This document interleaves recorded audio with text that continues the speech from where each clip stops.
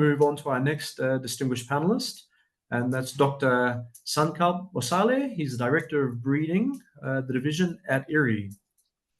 Dr. Bhosale, would love to hear your presentation. Over to you. Thank you. Thank you, Ramon. I hope the presentation will be shared from your end. Thank you, leaders and members in international. Thank you for the unique opportunity to present the perspective. Thanks to the IRRI leadership for extending the warm invitation. As you heard in our speech, IRRI has been celebrating its 65th year, and we have recently launched our 2025-2030 strategy and a 10-year vision, where we are looking at the crop as integrated. Next slide, please.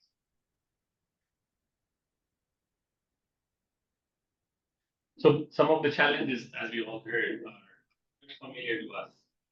Currently, with the global production system, population, the climate change is creating major issues across. We have seen some recent floods in some of the least expected parts of India as well as elsewhere. The land around the world being constantly degraded. The newer statistics are quite overall 40% of land is degraded, but overall 90% of lands around the world are facing some part of it. So again, as a geneticist, quite a challenge for me to do that. This is such a big challenge that we have to incorporate some of those challenges of ameliorating those lands and making sure productivities include consideration. Again, not to forget the global challenge of land conversion. As you all know, it is based on the Philippines. It's one of the most heavily affected countries due to urbanization and land conversion, human residential industry. So that constantly puts some pressure on production. And some of the recent data, if you see, or some of the long-term data, if you see, the productivity of the rice is already being affected. And I'm sure the situation is similar. Next slide, please. Dr. Bhosale, may I just gently interrupt for 1 second? Your sound is coming through a little scattered. Do you mind just coming closer to the microphone, please, or maybe adjusting some settings? Is it any better now? That's much better. Thank you so much. Thank you. Sorry for that. I think one of the challenges the staples across the mandated crops in CGIAR with the closer ties with the national systems around the world really remain strong. So if you look at the core impact domains for nutrition, health, poverty reduction, and livelihood improvement, including some of the areas such as gender equality, youth inclusion, climate adaptation, mitigation, and environment, all the CGIAR commodities really rank quite heavily on the possibilities of making impacts. And again, among that, rice also has a strong position to really impact these areas. So again, there is a greater need to sustain investments and partnerships in research and development for staple crops, including rice, as fundamental solution fast to strengthening the climate resilience and ensuring much needed food nutritional security in Global South. Next slide, please. So as IRRI embarks on this journey of really re-emphasizing intentionally on the 3 interconnected goals of improving nutrition, sustainable planet, and inclusive livelihood through the newer strategy, I think we are becoming intentional about recognizing not just the strengths of the programs such as ours, but the strengths of the sister programs within CGIAR and the delivery mechanisms. Those allow us within the regions and countries, the stronger national partner ties and their capacities to really effectively be leveraged to making this vision possible. So it's a 10-year vision and it's a 5-year strategy. Next slide, please. So in this strategy, we are intentionally focusing on 6 integrated solutions because the challenges with the genetic improvement, you wouldn't be able to see, as everybody has explained, its impacts unless it's integrated with the agronomic system and unless you really back that up with the delivery mechanisms until the innovations reach from lab to the market. So enhancing food security is a number 1 priority. Strengthening the nutritional security through rice and rice-based systems is becoming quite apparent and important. Climate resilience is playing a critical role as an integrated solution.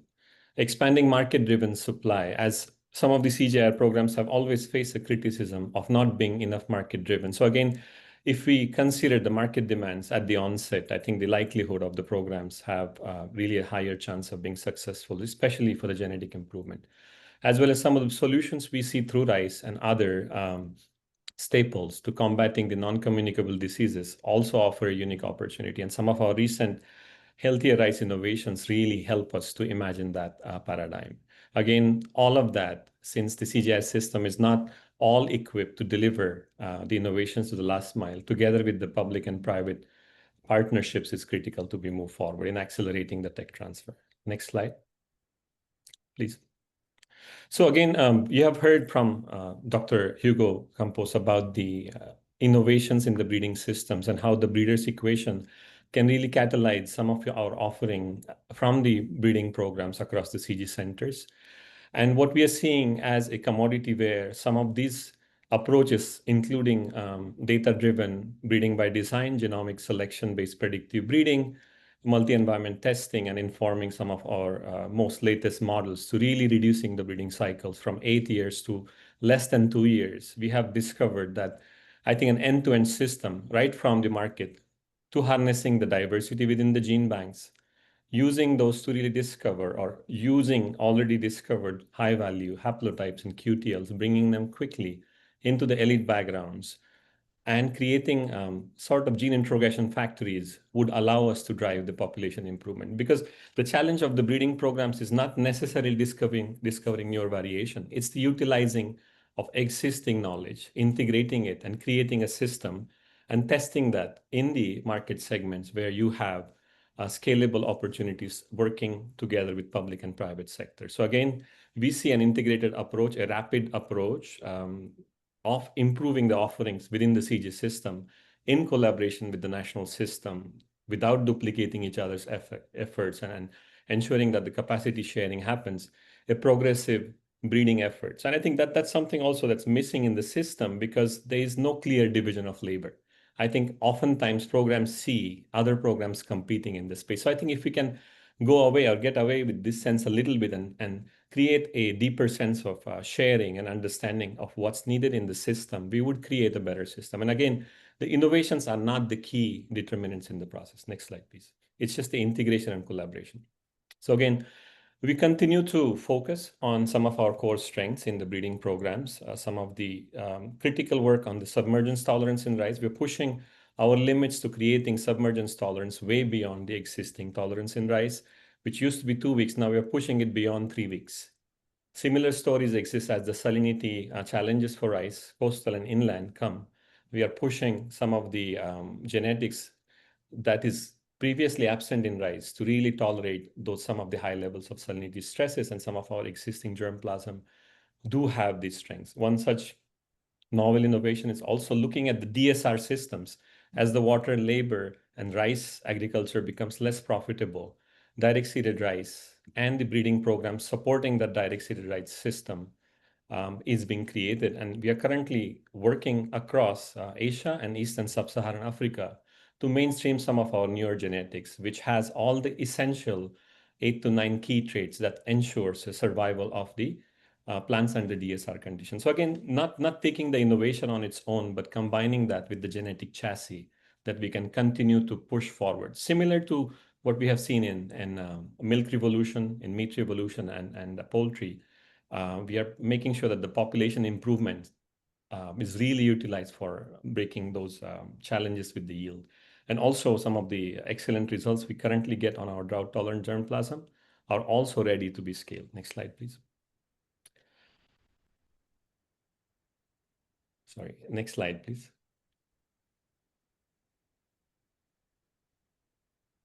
I'm having a difficulty to see the change slide. Sorry, good.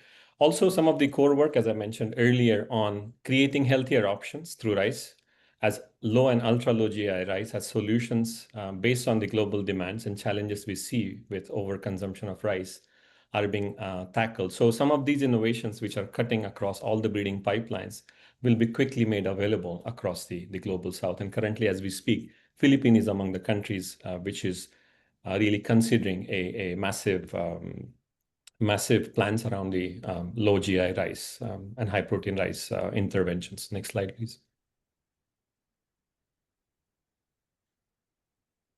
I think the slide transition is slightly slower. My apologies.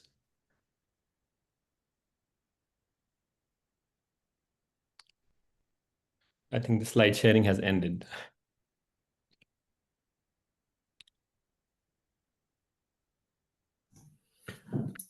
Thanks, Jorge. I think there might be a slight technical glitch, Dr. Bhosale. They're just working on that, and I think the slides will come back very shortly. Wonderful, no worries. So, thank you. Yes. So the next innovation that was briefly mentioned by our Director General, Dr. Ivan Pinto, is about the seeds without border. Having germplasm available in a geography where no breeding investments or investments in germplasm improvements can be made could be achieved through sharing of the seeds, and seeds without border that IRRI currently is driving is a good testimony of really sharing the germplasm across geography. That was the next slide. So I think the Seeds Without Border agreement, which started in 2013 and has been picking up speed if you look at the latest meeting in 2022 in Thimphu, really is allowing us to share the varietal seeds of inbred and hybrid across the geographies where some of the similar market segments exist, and a quicker access to some of those varieties, not just for rice, but other crops, including potato, could be enabled. So far, we are looking at some of the 17 varieties. Those have been considered, and several signatory countries, as you see towards your right, in Asia predominantly have been benefiting from that. Next slide, please. So I would also like to mention that the CGR system is currently, together with ICRISAT, IRRI, CIMMYT, we've been together with the national networks and SIP and others, we've been ICARDA proactively working on sharing the resources. Those are available for the breeding programs. Those ensure quality services for breeding excellence, for operational excellence, for best practices in data and best practices in germplasm sharing, and the molecular marker technology have been actively working on that. So I think overall, it is very critical for us to understand that the clear division of labor between the CG centers as well as the last mile deliverables in public and private sector would really allow us to really leverage our strengths, because a greater challenge has also been, you will see in the next slide, is the stability of the resources coming to the system. So the system has the potential to create an impact, but as you see, we have to understand that food, nature, climate is our common frontier. CGIS program offer a unique platform to integrate the technology and work with the common challenges that we see coming through. We also are looking at some of the challenges from climate change, our common challenge, and we must unite in addressing not just the commodity level interventions, but interventions at the cropping system level and livelihood opportunities we can create. Again, I mentioned that earlier that we would need help of private sector and others in continuing our progress. Again, with that, I would like to thank you all for the opportunity in providing you a perspective from rice. But again, happy to answer any questions later on. Thank you again. Appreciate the opportunity.